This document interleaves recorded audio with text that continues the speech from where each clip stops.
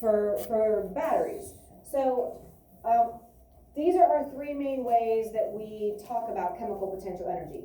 Now, what this all comes down to is the bond in the food, in the battery, in the coal, is it a strong bond or is it a weak bond, right? Strong means that it's going to have low potential to change, meaning it's not going to have much ability to change. These all have weak bonds, meaning they have high potential to break apart and change. When they change, that releases energy. All right, so it all comes down to how strongly bonded are these things. And so we said a strong bond is very stable, meaning it has low potential to change. Weak bonds mean that they are unstable, and that means that they have high potential to change. So try not to memorize this. We said think about it logically. Think about what this is really meaning and kind of look at it like that. Because if you try to memorize strong and low and weak and high, like it'll get all confusing. And that's going to kind of continue as we do our electrical and magnetic to finish out this unit too. So I'm going to just kind of go into that. So again, you might want to put like a big star by slide number 17 because it kind of gives a good little recap, right? All right, we're moving into our electrical potential, and that is going to be on slide 20. And again, it's going to have some familiarity because this is one of our non-contact forces, and we've already spent time on this, right? So this is also known as static electricity, and this is the type of potential energy that is caused when you have an excess charge. So you have more electrons than protons, or more protons than electrons. You have an uneven number. And so what were a few ways that you could get a charge to build up? Do you guys remember? Rubbing your foot on carpet. Yeah, basically rubbing anything together. Remember that balloon on the sweater, the foot on the rug, you know, any type of rubbing like that. A lot of times it can take the electrons, and that's why like clothes tumbling around in a dryer, right? A sock will stick to a t-shirt or something because the sock has pulled off the electrons from the t-shirt, they're oppositely charged, and then they attract, right? So all of that stuff still holds true. The reason that this is a type of potential energy is because if something is really, really charged, think of the John Travolta when he was, or Travoltage, when he was full of that negative charge. He had high potential to want to zap and discharge. Like he didn't like being all negative, and so he wanted to touch that doorknob and discharge and become back to neutral, right? We know that atoms contain our protons, which are positive. What's our other two types of subatomic particles? Give me one. Neutrons. Good. And what charge does a neutron have? None. Good. And then what's our last type, Kenna? And what charge will those ones have? Negative. All right. So we have our neutrons are no charge, and then our electrons have negative charge. Not new information, so it's nice when we have some repeat stuff. All right, so we know normally things are neutral. That is the way like things typically are, right? Where you have an equal number of protons and electrons, and so that the charges cancel out and it's neutral. So neutral is normal. That's how things will typically be. So if something is unequal, that's not normal. So guess what? They want to try to get back to normal and neutral. They want to discharge. And that's the key behind this potential business. Okay? So some atoms are going to hold their electrons closely, like your shoes hold your electrons and the carpet does not. So when you walk, your shoes gain those electrons, hold on to them, and they become negatively charged because now you have more negatives. Well, anytime we have a buildup of charge, that's dealing with potential energy. Does it have high potential to discharge or low potential, right? And so when lightning gets stronger and stronger and stronger, it's because it's building up a bigger and bigger charge, meaning that it's more powerful when it finally discharges, and that means that it has that high potential to change, right? We have that idea of getting shocked, right? That touch. And this can be seen with the Van de Graaff generator, so we'll look at that a little later. and then staticky hair. All of these, the bigger the charge, the more it wants to discharge and get rid of the charge. It doesn't like being charged. It wants to be neutral, it wants to be normal. That's the original positioning, right? So it doesn't want to have a bunch of negatives or a bunch of positives. It wants to be even Steven. It wants to be equal. I've heard that one in a while. I don't me either. Okay, so all of these are examples of when you could have electrical potential energy. All of these involve charges. Okay, so the bigger the charge, the more electric potential energy an object has. So think of it like this. The more charge it has, the more it wants to return to normal. Think about my rubber band. It's hard to see a charge, but you can see a rubber band. This is normal. I've added stretch. I've changed its positioning. Because of that, it wants to go back, meaning it has high potential when it's here, low potential when it's at normal. So it's the same idea. If something has a big charge, it has a lot of potential to discharge and get back to normal. If it just has a little charge, it's okay, like it can function with that little charge. It has low potential to change, like just like my rubber band. If I give it just a little stretch, it's not nearly as scary as when I give it a lot of stretch, right? If I just give it a little charge, then it has low potential to change. If I give it a bunch of charge, then it's going to want to discharge and get back to normal. All right, and so normal means neutral with no charge. So think, what's normal? What's original? If it's close to that, then it's good. It's not going to want to change, so it has low potential. If it's far from that, it wants to change, and so it's going to have high potential to make that happen. All right, so here's the thing. The farther away from neutral a charge, the more it wants to return to neutral, giving it high potential to change back to neutral, meaning high electrical potential energy. When an object has neutral charge or no charge, the more it wants to stay that way, meaning it has low potential to change and become charged, and low electrical potential energy in that case. So if it's neutral in the way it should normally, low potential to change. Just like if you are having a great time with your best friend, very low potential that you're going to change that happy, good situation that you would normally want to be in. Right? You all told me that if you're having a great time, that you're probably not going to leave unless somebody makes you. Right? So you have low potential to just leave and go home and have to babysit your little bratty cousins and sisters and brothers on a snow day. Right?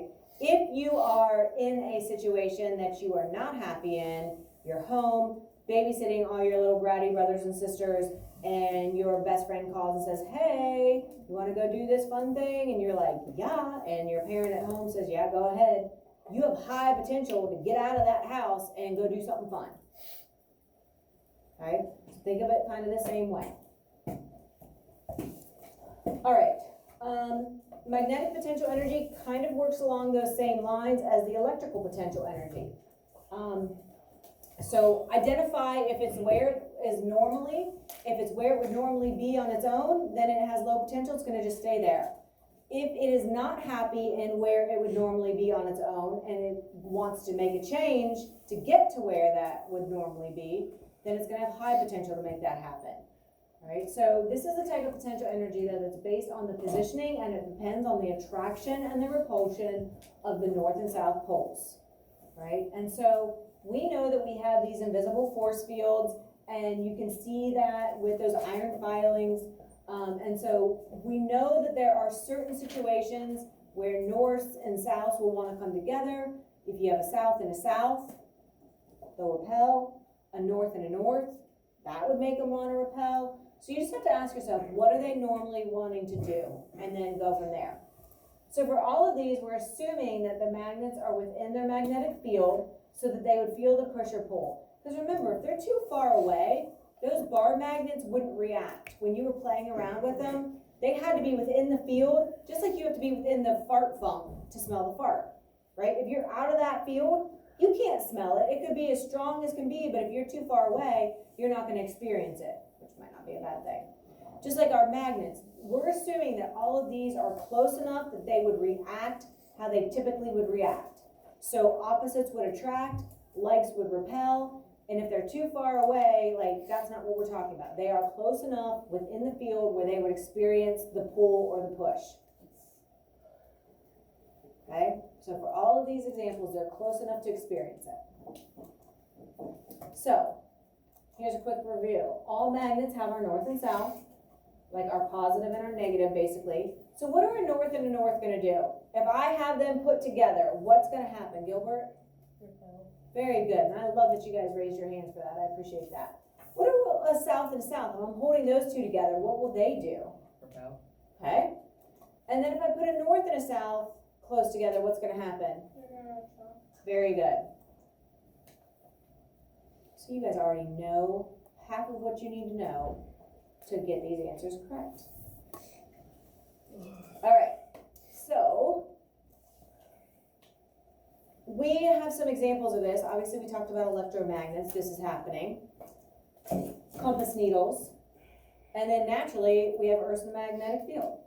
Right? So all of these situations are using those attractions and repulsions. Like, we understand that they're involved there. Oops, sorry. There we go.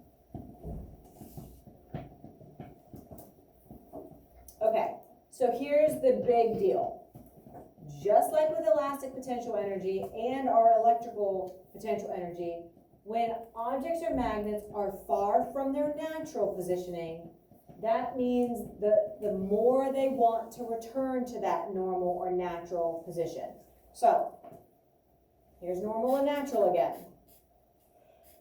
This is far from it. It has high potential to want to get back here. So if I do that with my magnets, if I keep them from being where they would want to be, so like a north and a north, that you just told me they want to be away. So if I'm holding them together and I let them go, are they going to stay there or are they going to move apart? North and a north. If I let go, what's going to happen? We're gonna repel. They're going to push away. That means they have high potential to react because they're not where they want to be. I'm forcing that north and north together. So as soon as I let go, they have high potential to change. What if I put a north and a south together? I'm holding them together and I release. What's going to happen? Anything? What if I have a north and a north and they're touching and I let go? What will happen? They're gonna fly different directions. A north and a south? Oh, no, they're gonna. Did I say a north and a north? Dang it. Sorry, you're right. A north and a north would push apart. North and a south, I'm holding them together and then I let go. What do I see happen? Do I see anything happen? No, I'm seeing some shakes. No. Attraction. They're already together. So guess what? They're already the way they want to be. Just like my rubber band. This is natural and normal. Well, a north and a south together, that's natural. They're already together, so they are not going to want to change. They don't want to be pulled apart. They want to keep doing what they're doing because they're happy. Like this, that's normal for them. So the opposites attracting is normal. Likes repelling is normal. They want to keep doing that. They don't want to change. They're happy doing what they're doing. Okay? That's all normal, so that means they have low magnetic potential energy. Okay? And so if I'm holding those two magnets in place, when I release them, are they going to have that high or low potential?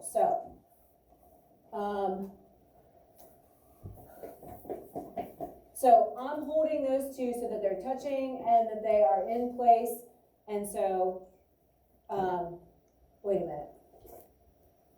No, based on the way that picture is, they're already away, so they want to stay away, right? They have that low potential energy because they're already away.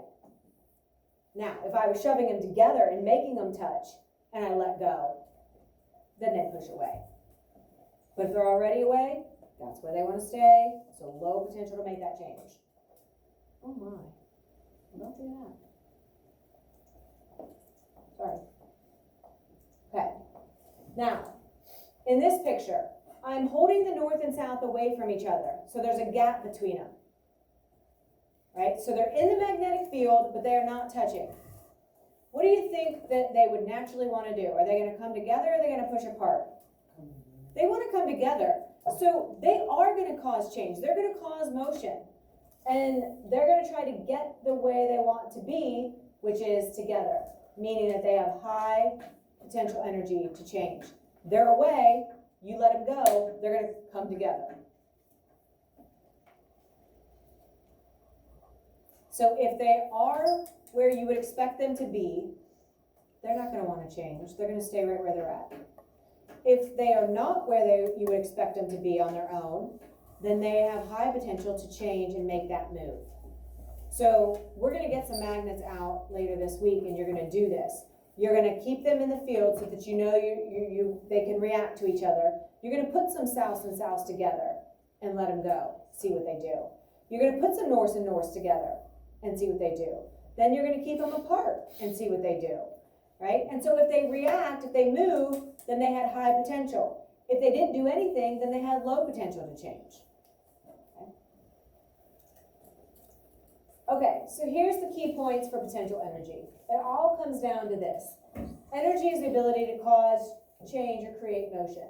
So we just have to determine if the objects are satisfied and in their normal position or not. Satisfied and in the normal position? Yes. Low potential.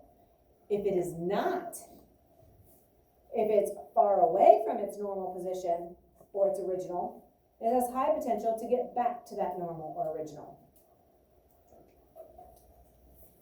So if they are satisfied and in their normal position, then they have low potential to move, so low potential energy.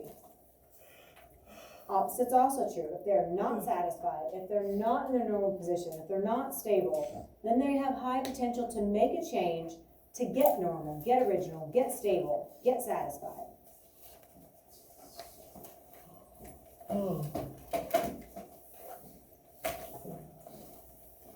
Alright. Not yet. We did. Okay?